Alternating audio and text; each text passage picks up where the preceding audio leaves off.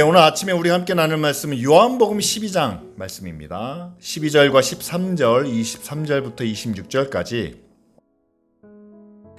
다음 날에는 명절을 지키러 온 많은 무리가 예수께서 예루살렘에 들어오신다는 말을 듣고 종려나무 가지를 꺾어들고 그분을 맞으러 나가서 호산나, 주님의 이름으로 오시는 이에게 복이 있기를, 이스라엘의 왕에게 복이 있기를 하고 외쳤다.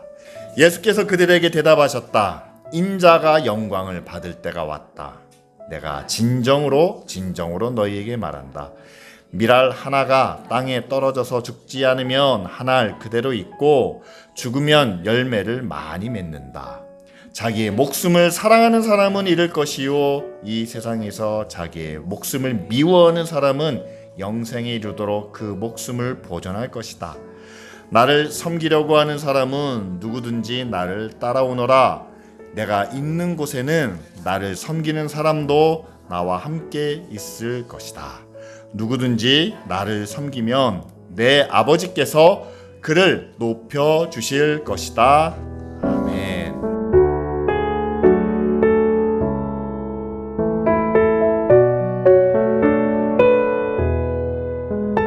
오늘 우리가 종료주일로 지킵니다. 종료주일 하면 제일 먼저 생각나는 것이 바로 이런 그림이죠.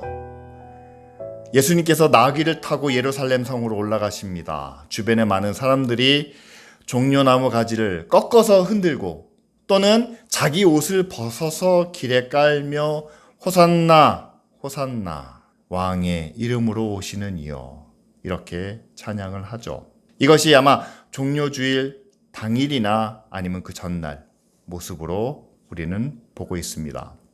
그런데 며칠이 지나지 않아서 아마 목요일 밤, 금요일 새벽쯤일 겁니다. 예수님께서 잡히신 몸으로 빌라도 법정에 서시죠. 그런데 그때 많은 사람들이 그 법정 앞에서 예수님을 향하여 이렇게 말합니다. 십자가에 못 박게 하소서. 십자가에 못 박게 하소서. 앞에서 호산나 찬양을 불렀던 사람과 십자가에 못 박으라는 이 사람들이 전혀 다른 사람일까요? 아니요, 저희는 그렇지 않다라고 봅니다. 그렇다면 어떻게 호산나 찬양을 불렀던 이들이 똑같은 예수님을 향해서 십자가에 못 박으라고 말을 할 수 있을까? 무엇 때문에 예수님을 향해서 이들의 마음이, 이들의 말과 행동이 이렇게 달라졌을까? 한번 우리가 생각해 보려고 합니다.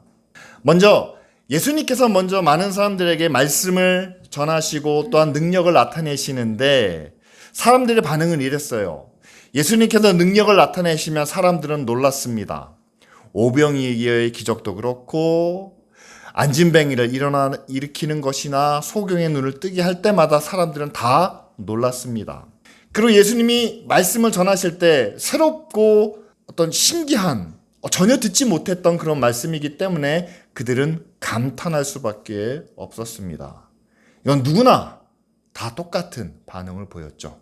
그런데 성경은 좀 세밀하게 기록하고 있습니다. 예수님 곁에서 기적과 말씀을 경험한 제자들은 조금씩 달라지는 모습이 있었는데, 처음에는 그냥 능력이 많은 분이구나 라고 했는데, 이분의 말씀을 통해서 구약에 예언되어 있는 하나님의 사람, 하나님의 구원자가 아니신가, 그것을 깨닫기 시작했다는 거죠. 반면에 사람들, 무리들의 반응은 별로 달라지지 않았습니다. 능력이 많은, 그리고 힘이 있는, 그래서 그분 곁에만 있으면 그 힘과 능력으로 나에게 뭔가 좋은 일이 생기지 않을까, 그런 바람과 기대를 가지고 예수님을 따라다녔다라는 사실이죠. 이것을 한마디로 정리하면 이렇습니다.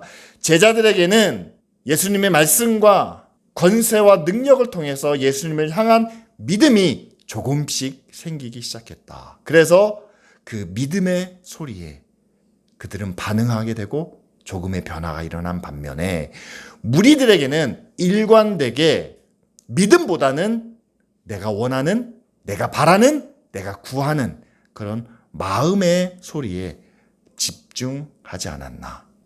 그렇다면 여러분, 이 믿음의 소리와 마음의 소리는 그럼 어떤 차이가 있는 걸까요? 먼저 마음의 소리는 그겁니다. 그냥 내 마음에 드는 생각이 우리 마음의 소리예요. 교회를 향한, 하나님을 향한 우리 마음의 소리가 있습니다. 교회에 오면 내 마음에 어떤 평안이 임하기를 원하고, 하나님의 말씀을 통해서 하나님이 든든하게 지켜주시는 그런 은혜를 구하고, 이 땅에서 누리는 그런 많은 것으로 우리에게 임하길, 우리에게 주어지길, 그냥 우리 마음에 드는 모든 생각이 그 마음의 소리라고 이야기할 수 있겠죠. 반면에 믿음의 소리는 이겁니다. 성경의 믿음은 하나님께서 우리에게 주시는 것이에요. 이스라엘 백성들이 하나님을 믿습니다. 무엇을 근거로 믿습니까? 시내 산에서 맺은 언약을 근거로 믿는 거죠. 따라서 믿음의 소리는 하나님의 약속에 따라서 하나님이 내게 주시는 말씀. 그런데 창세기에 나타나는 것처럼 하나님이 우리에게 주신 약속은 어디서부터 시작하십니까? 하나님이 천지를, 그것도 인간을 만드셨고 우리는 하나님의 피조물, 만들어진 물건과 같다라는 사실이죠. 그래서 우리의 믿음은 창조주와 그 창조주의 피조물인 우리와의 주종관계에서 시작한다라고 말합니다. 여러분, 주종관계라고 하면 우리 마음에 좀 거부감이 있어요. 왜냐하면 지금 우리 시대에는 종이나 하인이 없기 때문이죠. 인간관계에서는 우리 모두가 다 평등합니다. 그러나 성경 안에서, 하나님 앞에서는 주종관계가 분명하게 성립됩니다. 여러분, 우리의 믿음은 하나님과의 주종관계에서 시작된다는 거예요.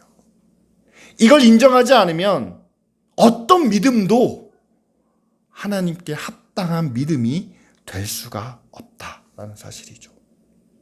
신앙에서 우리가 하나님은 우리를 사랑하시는 아버지입니다. 하나님은 우리를 위해서 자기 아들을 보내셨습니다. 그래서 우리의 모든 죄를 사하시고 우리를 구원해 주시고 우리를 의롭다 하셨습니다. 여러분, 이 사랑과 은혜에 취하다 보니까 하나님과의 우리와의 관계를 우리가 잊고 사는 때가 많았다는 사실이죠. 하나님이 누구십니까? 아버지세요. 우리를 아들로 삼아 주셨습니다. 그러나 우리가 그 아들이 되기 전에는, 아니 아들이 된 후에라도 하나님과 우리가 창조주와 피조물의 관계라는 것은 변하지 않습니다. 피조물로서 하나님에 대한 우리의 마음이 여러 가지가 있을 수 있겠죠. 이스라엘 백성들처럼 먹을 것이 부족하면 원망과 불평을 늘어놓을 수 있습니다. 집을 나간 탕자처럼 아버지의 유산을 먼저 차지하고 나간 그 아들처럼 왜 내가 받을 몫을 미리 주지 않습니까? 라고 하며 아버지를 떠날 수도 있습니다. 우리의 마음은 그렇다는 거예요. 사람의 마음은 별다르지 않습니다.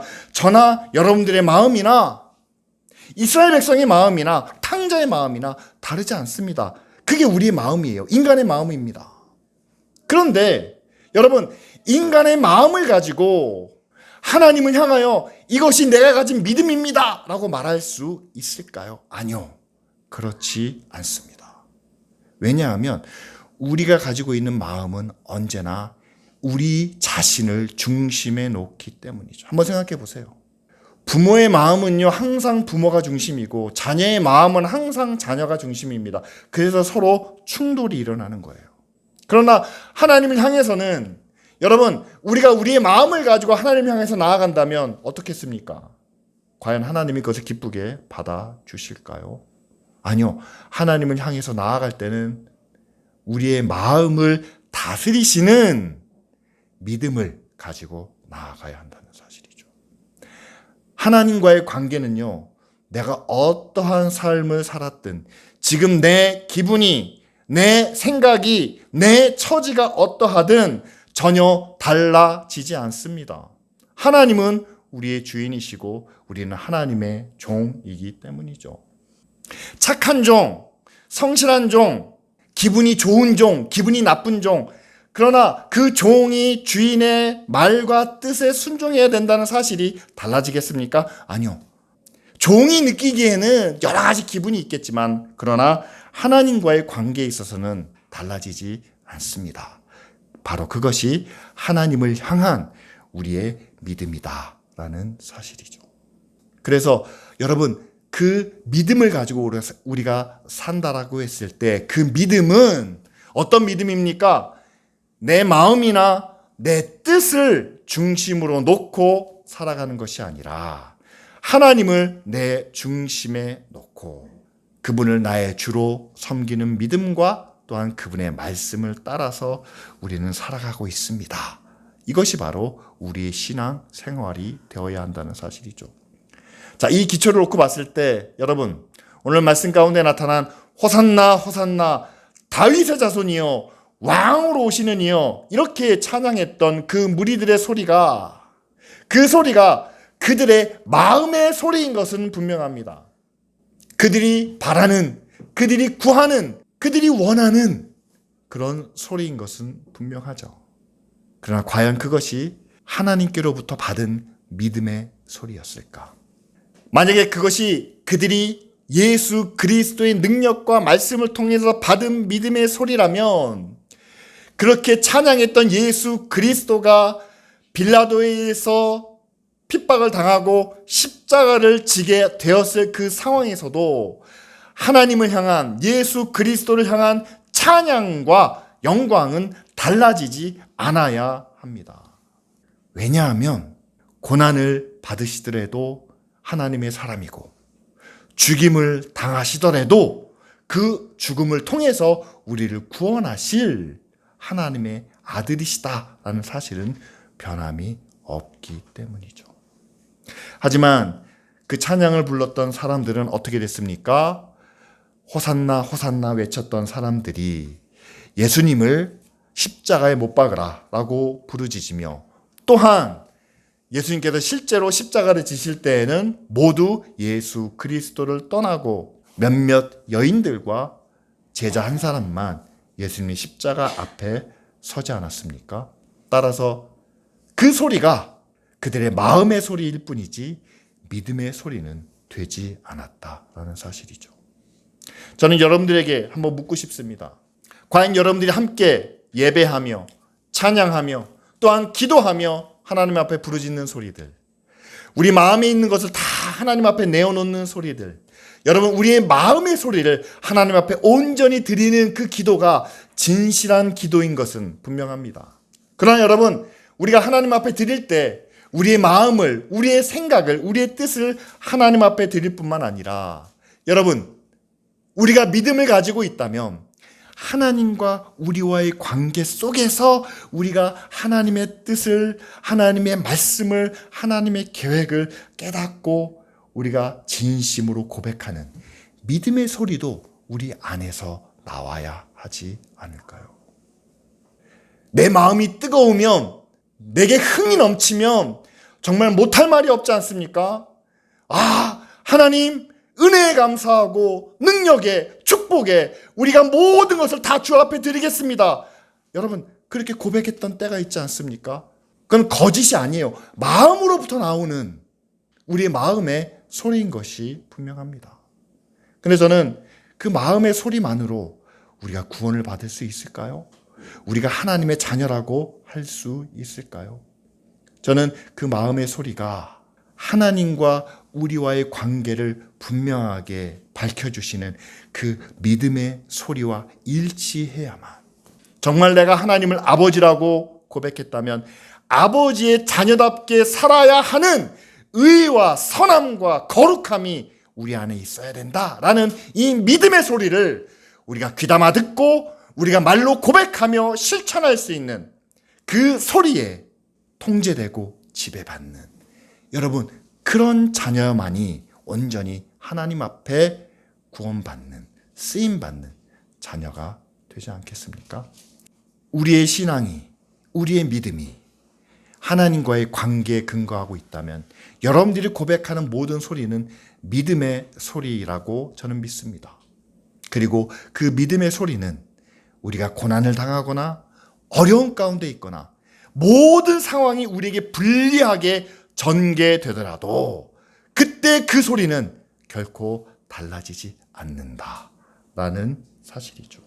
저는 오늘 말씀을 통해서 이스라엘 백성들이 예수님을 향하여 호산나 호산나라고 외쳤을 때 그때 우리가 함께 읽은 23절과 26절 사이에 예수님이 이제는 인자가 영광을 받을 때가 되었다라고 이렇게 말씀하지 않으십니까? 사람들이 자신을 가장 높이는 그때 왜 예수님께서 인자의 영광에 대해서 우리에게 말씀하고 계실까? 그리고 그 말씀을 하신 후에 우리가 잘 알고 있는 한 알의 밀알의 비유를 우리에게 들려주고 계십니다. 인자의 영광이 무엇인지를 온전히 설명해 주는 그런 비유의 말씀이죠. 밀알의 비유를 통해서 우리가 알 수 있는 것은 그겁니다. 내가 죽어야 다음에 생명이 있다라는 사실을 우리 가운데 말씀해 주시죠. 한 알의 밀알이 땅에 떨어져 죽지 않으면 그대로 있다. 하지만 그것이 죽으면, 없어지면, 사라지면 그것이 싹이 나고 열매가 맺혀서 더 많은 열매를, 더 많은 생명을 얻을 수 있다라고 이렇게 말씀하고 계십니다. 봄에 우리가 씨앗을 뿌립니다. 아무도 이 씨앗이 올 가을에 그대로 있기를 바라는 사람은 없습니다. 씨앗이 땅에 떨어져서 그 속에서 어떻게 변하는지는 우리는 관심이 없어요. 다만 땅에 떨어져 싹이 나기를 원하고 그 싹이 많은 열매를 맺기를 우리는 바랍니다. 그런데 예수님은 말씀해 주시는 거죠. 그러기 위해서는 그 씨앗은 떨어져서 썩어야 하고 자신이 가지고 있는 것을 새 생명의 양분으로 쓰임받아야 되고 자기는 사라져야지만 다음 생명이, 다음 세대가 살아날 수 있다라는 사실이죠. 이걸 우리가 사람으로 비유해 보길 원합니다. 우리가 죽어야, 저와 여러분들이 사라져야, 저와 여러분들이 누군가를 위해서 쓰임받고 더 이상 이 땅에 드러내지 않아야, 우리는 죽어야 다음 세대가 살 수 있습니다. 우리는 다음 세대를 위해서 쓰임받는 자가 되어야 됩니다. 우리는 다음 세대를 위해서 소모되는 사람이 되어야 됩니다. 우리는 그들을 위해서 우리 자신이 사라져야만 합니다. 이것이 하나님의 미랄이 주는 진리의 말씀이에요. 믿음의 소리입니다. 그런데 여러분, 사람들은 그렇게 이야기합니다. 사람의 마음이 어디 그렇습니까?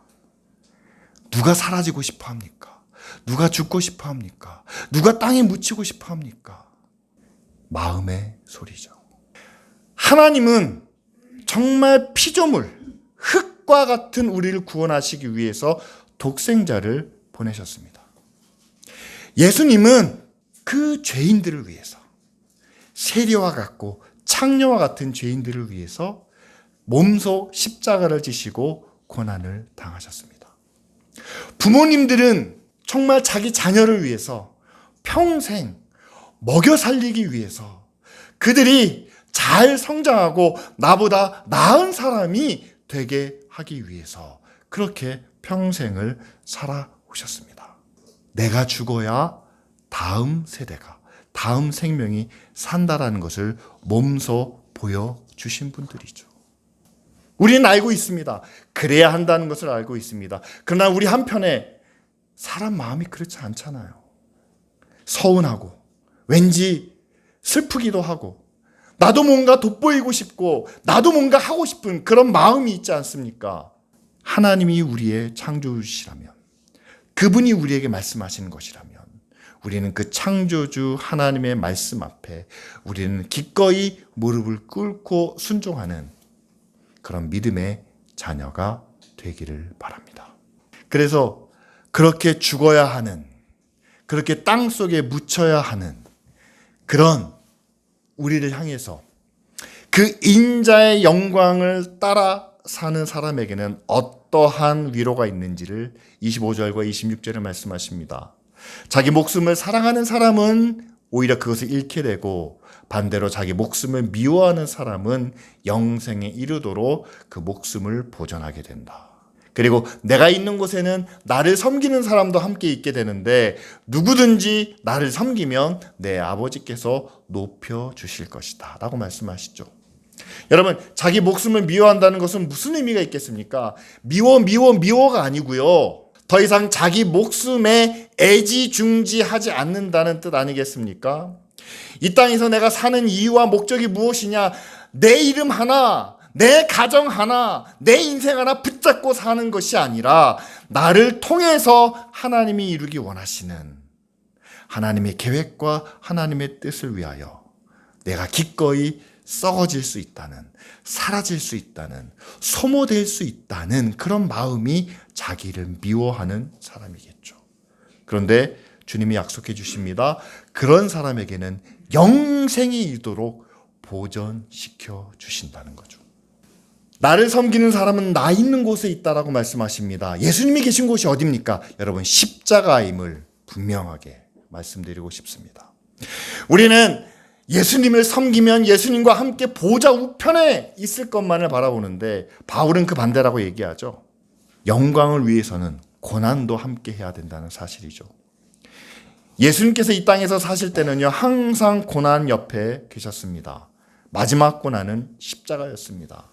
그렇다면 여러분, 우리가 예수님을 섬기는 믿음의 자녀라면 예수님이 계시는 그 십자가, 그 고난, 그것을 우리는 멀리 하지 않아야 될 줄 믿습니다. 우리 마음의 소리는 어떻습니까? 성경에 나타난 많은 인물들을 보면은요, 그들의 마음의 소리가 하나님과 예수님의 계획과는 다르다는 것을 우리는 볼 수 있습니다.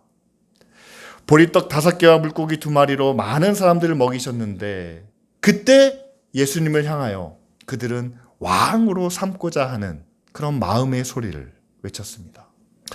마지막 예수님께서 예루살렘으로 가실 때 야고보와 요한의 어머니가 찾아와서 주님의 나라가 임하시면 그 양편에 우리 아들이 있기를 원합니다 라고 구했습니다.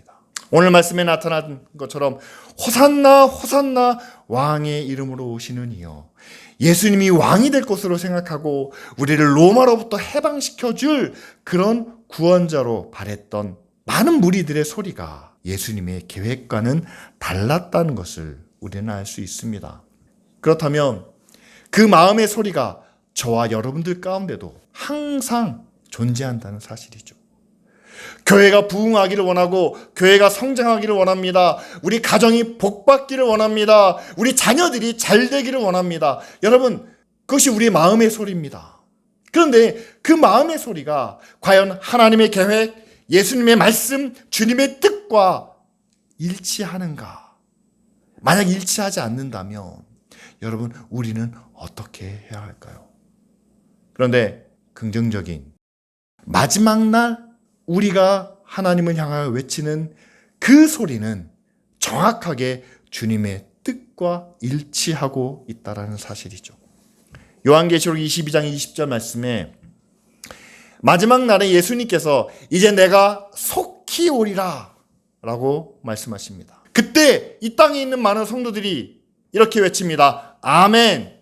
주 예수여 어서 오시옵소서. 마라나다.